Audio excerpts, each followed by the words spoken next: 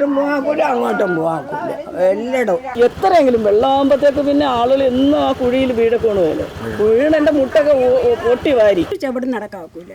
ഈ വയസ്സായ നമ്മളൊക്കെ ചെന്ന് കവന്നടിച്ച് വീഴണിയായിരുന്നു മഴ പെയ്ത. വണ്ടി ഓടിക്കുന്നത് വണ്ടി അത്രയും ദിവസം കംപ്ലൈൻറ്റ് നടുവും വയ്യ. എത്ര ഫാമിലീസ് അവിടെ വീഴുന്നതെന്നറിയോ? കൊച്ചു കുട്ടികളെയും കൊണ്ടൊക്കെ എത്ര വർഷമായി റോഡ് ഇങ്ങനെ കിടക്കുന്നത്. നമ്മളെ വീട്ടിനകത്തോട്ടാണ് വണ്ടി പോകുമ്പോൾ വെള്ളം വന്ന് കയറുന്നത്. അത്രയും കവന്നടിച്ച് വീഴുന്നു എന്ന്.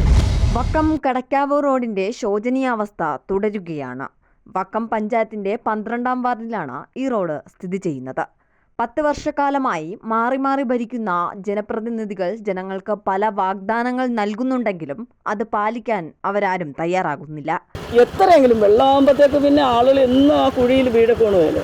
കുഴിയുടെ മുട്ടൊക്കെ പൊട്ടി വാരി. ചേച്ചി തന്നെ 2-3 വർഷം വീണു. ഞാൻ തന്നെ 2 വർഷം അവിടെയും വീണത്. അവിടെ എൻ്റെ മുക്കിൽ വക്കീലിൻ്റെ വീട്ടിൻ്റെ എന്നിട്ടും മെമ്പർ ചോദിച്ചപ്പോഴാണ് ഇവിടെ അപ്പുറത്തെ പെരേടത്തിൽ മണ്ണിടാൻ പാങ്ങില്ല.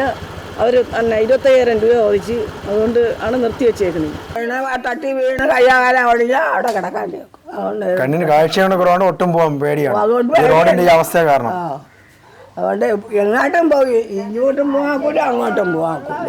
എല്ലായിടും ആട്ടോയിൽ പോയാലും കുടുക്കി കിടച്ചാൽ അവിടെ ചിലരൊന്നും വരെയില്ല വിളിച്ചു. റോഡ് നടക്കാൻ ഒരു നിവർത്തിയില്ലാതിരിക്കുന്നത്. അപ്പുറത്തോട്ടാണെങ്കിൽ പിന്നെ ഒരു ചെവിടും നടക്കാക്കൂല. ഈ വയസ്സായ നമ്മളൊക്കെ ചെന്ന് കവന്നടിച്ച് വീഴണിയായിരുന്നു മഴ പെയ്ത. വെള്ളം കാരണം കുഴി അത് പിന്നെ അതെന്ന് അറിയാൻ പറ്റും. നമ്മളെ വീട്ടിനകത്തോട്ടാണ് വണ്ടി പോകുമ്പോൾ വെള്ളം വന്ന് കയറുന്നത്. നമുക്ക് നടക്കാനും ഒക്കില്ല, വീട്ടിനകത്ത് ഇരിക്കാനും ഒക്കില്ല. തുളി ആരണം വയ്യ വെച്ച് നമുക്ക് കുടിവെള്ളം പൈപ്പിലെ വെള്ളമാണ് ഉള്ളത്. അത് പിന്നെ പ്രശ്നങ്ങളുണ്ടായിരുന്നു. മെമ്പർ ഇതിനൊരു ആക്ഷൻ ഇല്ല. നമ്മളെ മെമ്പർ ഒരു ആക്ഷനും എടുത്തിട്ടില്ല ഇതുവരെയ്ക്ക്.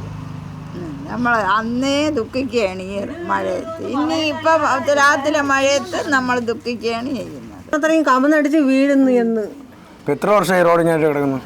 ഒരു 10 വർഷമെങ്കിലും ആവും. 10 വർഷമായിട്ട് മാറി മാറി വന്ന മെമ്പർമാരുണ്ടായിരുന്നു. മെമ്പർമാരൊക്കെ നല്ല ഇതായിട്ടൊക്കെ അങ്ങ് പോണവര്. ഇപ്പൊ ഇടുമെന്നാണ് പറഞ്ഞത്. വണ്ടി ഓടിക്കുന്നത് വണ്ടി അത്രയും ദിവസം കംപ്ലൈൻറ്റ് നടുവും വയ്യ. എത്ര ഫാമിലീസ് അവിടെ വീഴുന്നതെന്നറിയോ? കൊച്ചു കുട്ടികളെയും കൊണ്ടൊക്കെ എത്ര വർഷമായി റോഡ് ഇങ്ങനെ കിടക്കുന്നത്. ആരടുത്ത് പരാതി പറഞ്ഞാൽ? പഞ്ചായത്ത് പറഞ്ഞാൽ പാർട്ടിക്കാർ മാറി മാറി വരുന്നവരെല്ലാം ഇങ്ങനെ തന്നെയാണ് പറയുന്നത്. ഇപ്പം റെഡിയാക്കാം. ഇലക്ഷൻ വരുമ്പോൾ എന്തെങ്കിലും കാട്ടിക്കൂട്ടിയിട്ട് പോകും. ഒരു വിധത്തിലും വണ്ടി ഓടിക്കാൻ പറ്റുന്നില്ല.